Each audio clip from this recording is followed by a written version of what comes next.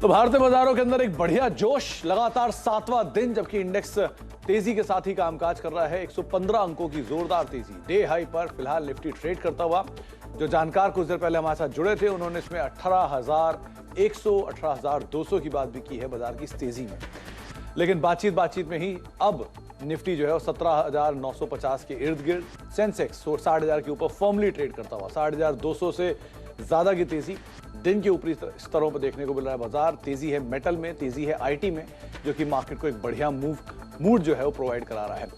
FMCG index करीब खरीदारी में है, अपने ऑल टाइम हाईज पर इंडेक्स पहुंचता हुआ दिखाई पड़ रहा है। तो ब्रॉडर बेस्ड बाइंग मार्केट के अंदर है। इसमें मिड कैप स्मॉल कैप दोनों इंडेक्सेस पे अगर आप नजर डालेंगे तो वो दोनों इंडेक्स भी तेजी में ही ट्रेड कर रहा है। मिड कैप इंडेक्स 192 अंक ऊपर है, करीब आधा % के आसपास की तेजी यहां पर है। और स्मॉल कैप इंडेक्स करीब 72 अंक ऊपर है, रफली 3/4% के आसपास की बढ़त यहां पर भी देखने को मिल रही है। तो मार्केट में एक अच्छा जोश, एडवांस डिक्लाइन और एक बार आप ले आइए स्क्रीन पर, क्योंकि एडवांस डिक्लाइन के लिहाज से करीब 1900 से 2000 ऐसे शेयर हैं जो कि तेजी के साथ अभी भी कामकाज करते हुए दिखाई पड़ रहे हैं। 1700 से 1800 शेयर ऐसे हैं जो कि तेजी में हैं, करीब आधे शेयर ऐसे जो कि गिरावट साथ कामकाज कर रहे हैं। बड़ी बातें बाजार की आपकी स्क्रीन पर आएंगे, जहां पर निफ्टी ने 60,000 का लेवल सेंसेक्स ने माफ कीजिएगा पार किया। 5 अप्रैल के बाद ये लेवल जो है सेंसेक्स की तरफ से पार होता हुआ दिखाई पड़ा। 7वां दिन बाजार का तेजी में है। निफ्टी 17,900 के ऊपर निकला है और सभी जो दिग्गज हैं, Bajaj finance, Bajaj Finserv, HUL, Reliance, जो कि एक बढ़िया तेजी में है। निफ्टी बैंक भी तेजी के साथ कामकाज कर रहा है। इसमें मिड कैप प्राइवेट बैंक्स जो हैं वो ज्यादा एक्टिवली पार्टिसिपेट कर रहे हैं और मिड कैप में ज्यादा आउट परफॉर्मेंस है। आईटी, मेटल, एनर्जी सबसे ज्यादा तेजी में कामकाज कर रहा है।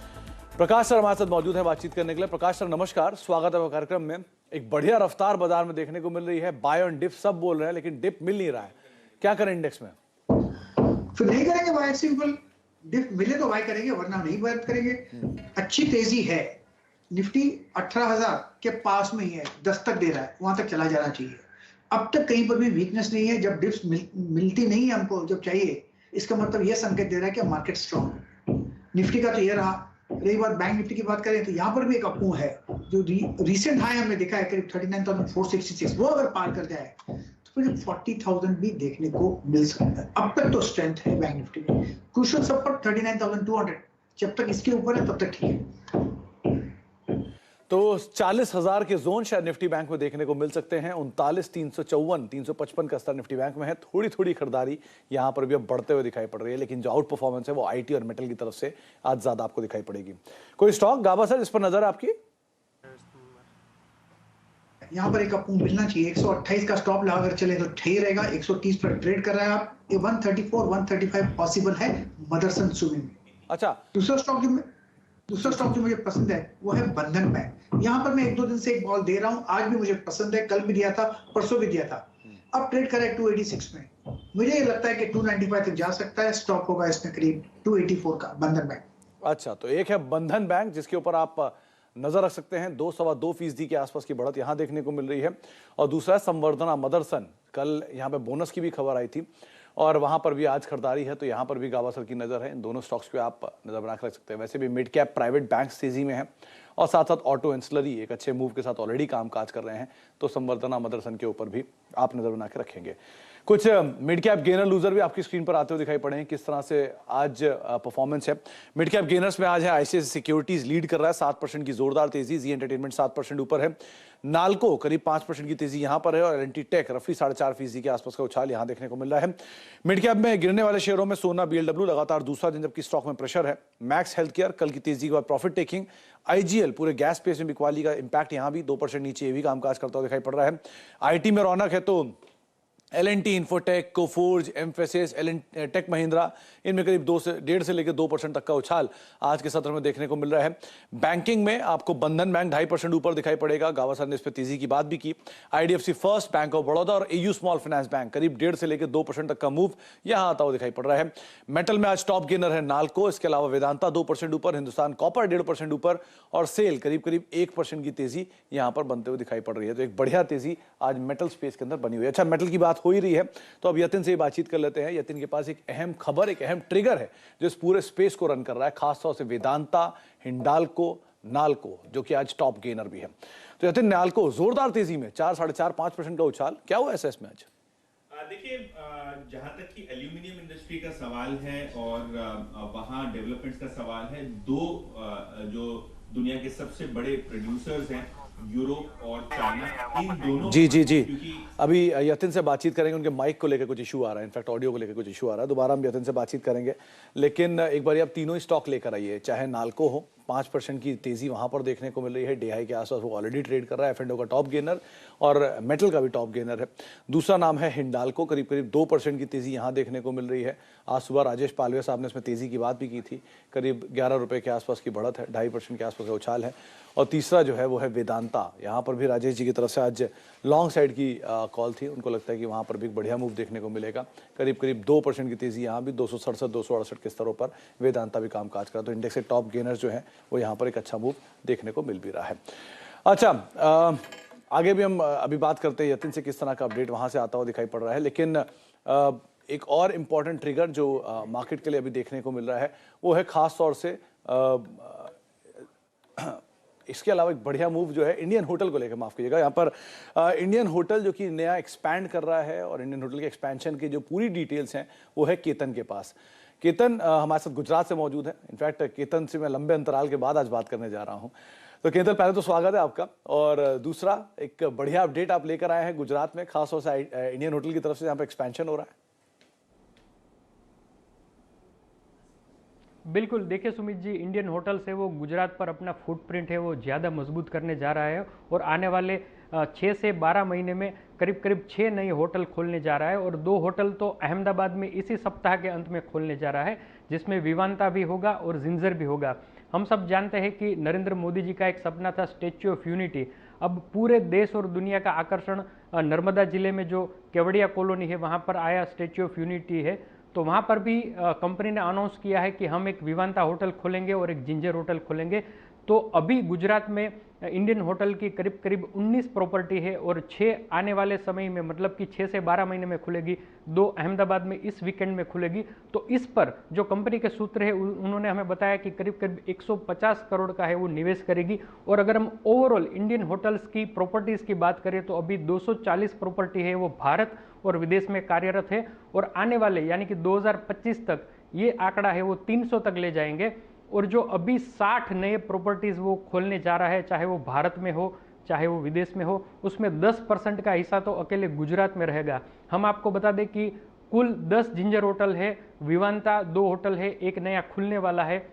और आने वाले समय में गुजरात में कई सारे ऐसे टूरिस्ट डेस्टिनेशन है, वहाँ पर कंपनी की पूरी योजना है कि वो अपनी नई होटल लेकर आए। उनका एक मॉडल भी अब चेंज होने जा रहा है, एक तो फ्रेंचाइजी बेस पर भी वो दे रहे हैं और खुद अपने इन्वेस्टमेंट के साथ भी वो आगे बढ़ रहे हैं। तो हम कह सकते हैं कि इंडियन होटल है वो एग्रेसिवली गुजरात में अपना फुटप्रिंट बढ़ा रही है और इस वीकेंड में 2 होटल खोलेंगे और आने वाले 6 से 12 महीने में 6 और होटल गुजरात में खोलेंगे। जी, तो पहले ITC का जिक्र किया था कुछ दिन पहले केतन ने, और अब इंडियन होटल का जो न्यूज़ फ्लो है वो लेकर आए कि 2 नए होटल्स जो वो आने वाले हैं। बहुत बहुत शुक्रिया केतन हमारे साथ मौजूद रहने के लिए और ये खबरों पर बातचीत करने के लिए।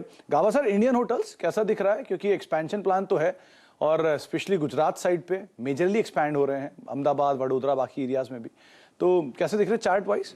चार्ट तो स्ट्रांग है ही, कुछ 210 से 277 चला गया है, स्ट्रेंथ तो है इसमें। जो भी अगर डिप मिलती है इंडियन होटल में, मेरे ख्याल से वो खरीदारी का मौका रहेगा, बाय मोड पर है, इतना कह सकते हैं। अब थोड़ा साइडवेज मोड स्लोइश है, कभी कभी फास्ट दौड़ता है, कभी स्लो दौड़ता है, अभी स्लो मोड में है, लेकिन अच्छा लगता है इंडियन होटल। साइड पे इंडियन होटल भी गावा सर देख रहे हैं, करीब करीब 1% की तेजी यहां पर देखने को मिली, 278-280 के आसपास का मौजूदा स्तर देखने को मिल रहा है। अच्छा, लौटते हैं अब यतिन के पास, मेटल को लेकर एक बातचीत कर रहे थे हम। यतिन, आज बढ़िया तेजी नाल्को, हिंडाल्को, वेदांता तीनों में देखने को मिल रही है, कुछ डिटेल है आपके पास, क्या है अपडेट? देखिए, जैसे कि मैं पहले बता रहा था कि विश्व के 2 कोने यूरोप और चाइना, यहाँ बहुत इश्यूज आ रहे हैं इलेक्ट्रिसिटी को लेके, और जिस हिसाब से वहाँ पानी की कमी खल रही है, इलेक्ट्रिसिटी के दाम जो है वो बढ़ते जा रहे हैं, पावर के दाम बढ़ते जा रहे हैं, फ्यूल के दाम बढ़ते जा रहे हैं। बहुत सारी कंपनियां और बहुत सारे गवर्नमेंट जो है एक्ट कर रहे हैं, और कहीं ना कहीं एल्यूमिनियम जो एक बहुत ज़्यादा पावर कंज्यूमिंग इंडस्ट्री है, इस पे असर दिख रहा है। असर कैसे दिख रहा है? क्योंकि अगर हम यूरोप की बात करें तो नॉर्स हाइड्रो की जो एक इकाई है स्लोव आल्को, इनका जो एक बड़ा प्लांट है, यूरोप का सबसे बड़ा प्लांट एल्यूमिनियम का माना जाता है, इसको मेंटेनेंस के लिए बंद किया जाएगा, क्योंकि जो बिजली के दाम है वो यूरोप में बढ़ चुके हैं, जिसके कारण प्रोडक्शन पे जो है कॉस्ट नहीं बैठ रहा है, और इसी बहाने कंपनी ने प्लांट शटडाउन करके मेंटेनेंस करने का फैसला लिया है। इसके अलावा अगर हम बात करें सिचुआन प्रोविंस की, जो चाइना में सबसे बड़ा जो जिला माना जाता है, एक बड़ा डिस्ट्रिक्ट माना जाता है, ये प्रोविंस में भी हमने देखा है कि हाइड्रो इलेक्ट्रिसिटी पे असर पड़ा है क्योंकि पानी की कमी खल गई है, जिसके कारण वहां की सरकार ने यह फैसला लिया है कि जो इंडस्ट्री है उसको 15 से 20 दिन तक जो है बिजली की समस्या को सहन करना पड़ेगा और अपने यूनिट्स बंद रखने पड़ेंगे। और अगर हम हेनान की बात करें तो एक बड़ा चाइना का एल्यूमिनियम सेंटर है, वहां भी आपने देखा है कि कैपेसिटीज बंद की जा रही हैं। तो कहीं ना कहीं जो विश्व में जो इलेक्ट्रिसिटी के दाम बढ़ रहे हैं और जो शॉर्टेज का दिक्कत हो रहा है, इससे शायद एल्यूमिनियम के दामों को सपोर्ट मिलेगा क्योंकि प्रोडक्शन बहुत ही कम हो चुका है। और इससे जो घरेलू कंपनी है हिंडाल्को, नाल्को और वेदांता, जो डोमेस्टिकली एल्यूमिनियम का प्रोडक्शन कर रही हैं, कहीं ना कहीं उनको फायदा पहुंचता हुआ दिखाई दे रहा है। और उसी तरीके से जिंक में भी येस्टरडे हमने खबर देखी थी कि यूरोप में एक बड़ा जिंक का प्लांट भी बंद हो रहा है। तो कहीं ना कहीं ये जो ग्लोबल एनर्जी क्राइसिस है, इसका जो है जो भुगतना पड़ रहा है वहां की लोकल एल्यूमिनियम और जिंक इंडस्ट्री को। तो नाल्को, हिंडाल्को, वेदांता, 3 स्टॉक का जिक्र यतिन ने किया जिनके ऊपर आप फोकस कर सकते हैं इस खबर के मद्देनजर। गाबा सर, पहले तो नाल्को इंडेक्स का टॉप गेनर भी है मेटल काच, और दूसरा एफएंडो का भी टॉप गेनर है, साथ साथ हिंडाल्को और इसके अलावा ये वेदांता। कोई चार्ट बेटर लग रहा है क्या आपको? नाल्को का चार्ट अच्छा लगता है मुझे। 80 का स्टॉप लगाना चाहिए, आते दिनों में 86, 87 जा सकता है। रही बात हिंडाल्को की, हिंडाल्को का चार्ट भी बढ़िया है, नाल्को थोड़ा बेहतर है, और वेदांता देखा जाए तो वेदांता का चार्ट भी ठीक ही नजर आता है। अब तीनों में है, कोई भी लेंगे, कोई थोड़ा फास्ट चलेगा, कोई स्लो चलेगा, लेकिन तीनों स्टॉक्स अच्छे हैं। स्टॉक्स के ऊपर आप नजर रखेंगे, लेकिन ज्यादा बेटर सिचुएशन एटलीस्ट नाल्को की दिखाई पड़ रही है। 87 रुपए के टारगेट्स यहाँ पे गाबा सर आपको दे रहे हैं। अच्छा, एक बारी बजाज फिनेंस और बजाज फिनसर्व पे भी अपनी राय रखिए गाबा सर। क्या जोरदार मूव आया बजाज फिनसर्व में, 12% के आसपास चल चुका है ये रिसेंटली। अभी क्या ट्रेड करें? जिनके पास है वो क्या करें, जिनके पास नहीं है क्या एंटर करें या अवॉइड करें, क्या करना चाहिए? एंटर तो कर सकते हैं क्योंकि बजाज फाइनेंस बढ़िया स्टॉक है, सुबह से अच्छा लग रहा था। 7,500 का सिर्फ एक स्टॉप लगाना चाहिए क्योंकि वो पार हो चुका।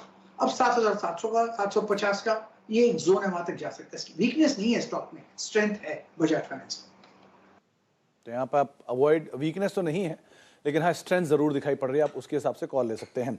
2-3 नामों में जहां पर एक और बढ़िया मूव है वो है HDFC लाइफ। लगातार दूसरा दिन है गाबा सर, जबकि एक अच्छी रफ्तार यहाँ पे भी देखने को मिल रही है। करीब करीब 17, 17.5 रुपए की तेजी आज है, 3% की बढ़त यहाँ है। कल भी ये टॉप गेनर रहा है और आज भी टॉप गेनर में है। क्या करना चाहिए इसमें? खरीदना चाहिए। 600 का टारगेट मुझे लक्ष्य नजर आता है, 588 पे ट्रेड कर रहा है। 575 का कोई स्टॉप लगाकर चले तो यस, HDFC लाइफ में अप है और मुनाफा मिल सकता है। लॉन्ग साइड पे ही अपनी पोजीशंस को आप रखिएगा। 588, 589 के स्तरों पर HDFC लाइफ फिलहाल ट्रेड कर रहा है।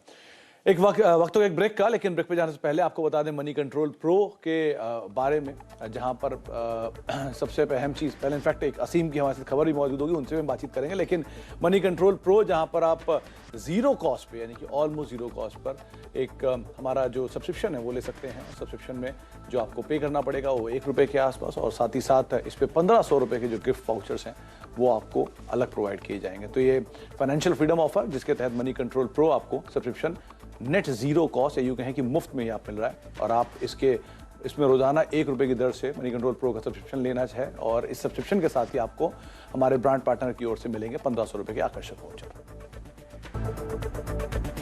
आप देख रहे हैं मिड कैप मंत्रा, और मार्केट्स के ऊपर नजर डालिए तो बढ़िया रफ्तार अभी बाजार के अंदर बनी हुई है, और जो मूव है वो ब्रॉडर बेस लगातार कंटिन्यूअस, यानी कि आपको मिड कैप स्मॉल कैप में भी अच्छी बाइंग दिखेगी। 17,938 के जोन्स में निफ्टी अभी ट्रेड करता हुआ दिखाई पड़ेगा। एक अपडेट आप स्क्रीन के निचले भाग पर देख रहे हैं, जहां पे INB मंत्री कैबिनेट फैसलों को लेकर आज जानकारी देंगे।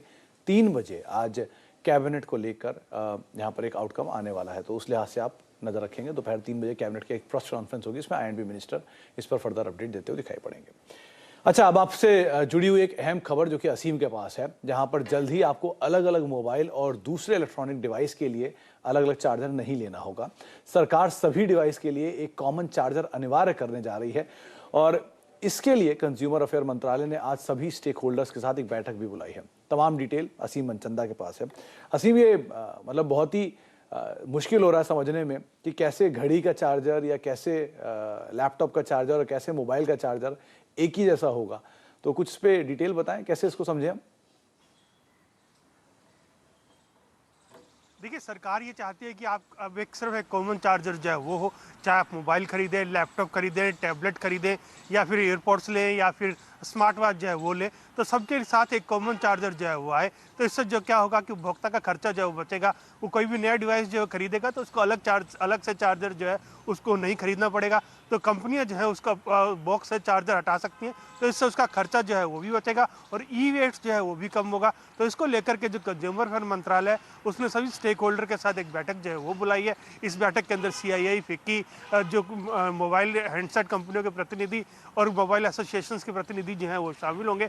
तो उनसे एक टाइमलाइन की मांग जो है वो की जाएगी। क्या बताइए कब तक ये कॉमन चार्जर जो है आप इसमें लागू जो है वो कर सकते हैं। हो सकता है कि 2 चार्जर हो, एक लैपटॉप का चार्जर एक कॉमन हो कि लैपटॉप के लिए अलग पावर की जरूरत पड़ती है और मोबाइल और जितने भी गैजेट्स हैं उनके लिए अलग पावर की जरूरत पड़ती है।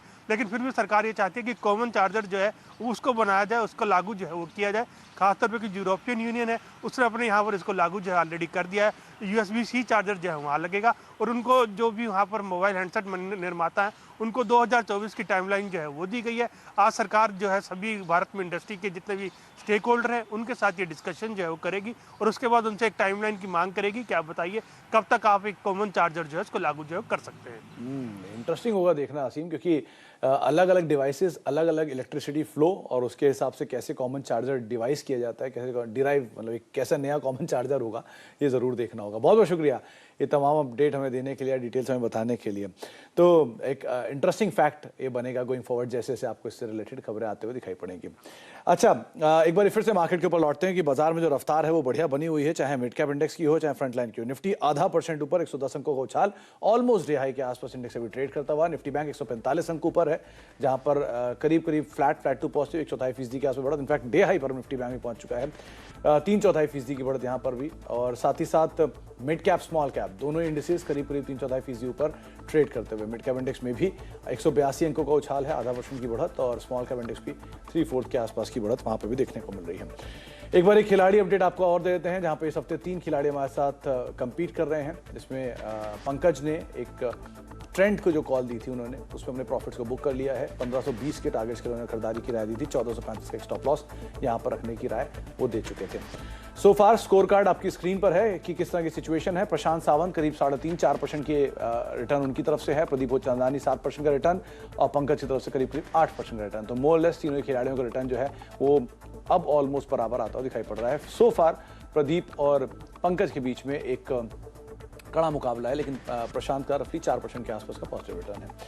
तो फिलहाल अब मिड कैप मंत्रा को ही समेटेंगे। एक ब्रेक के उस पार नो योर कंपनी, और आज नो योर कंपनी में हम बातचीत करेंगे GNA एक्सेल्स की मैनेजमेंट से, जहां पे कंपनी के MD और CEO रणवीर सिंह सर हमारे साथ मौजूद होंगे। छोटे से ब्रेक के उस पार उनसे हम बातचीत करेंगे।